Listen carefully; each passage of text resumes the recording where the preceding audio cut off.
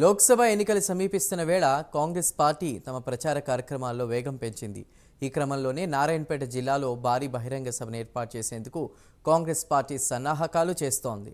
నారాయణపేట జిల్లా కేంద్రంలోని mini stadium మైదానంలో ఇవాళ నిర్వహించే జనగర్జన భారీ బహిరంగ సభకు పార్టీ శ్రేణులు ముమ్మర ఏర్పాట్లు చేస్తున్నారు.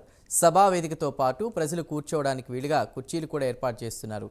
సీఎం రేవంత్ రెడ్డి పార్లమెంట్ ఎన్నికల ప్రచారాన్ని నారాయణపేట నుంచి ప్రారంభిస్తున్న నేపథ్యంలో భారీగా జన సమీకరణ చేసి సభను విజయవంతం చేసేందుకు కాంగ్రెస్ పార్టీ నాయకులు ఏర్పాటు చేస్తున్న తెలుస్తోంది.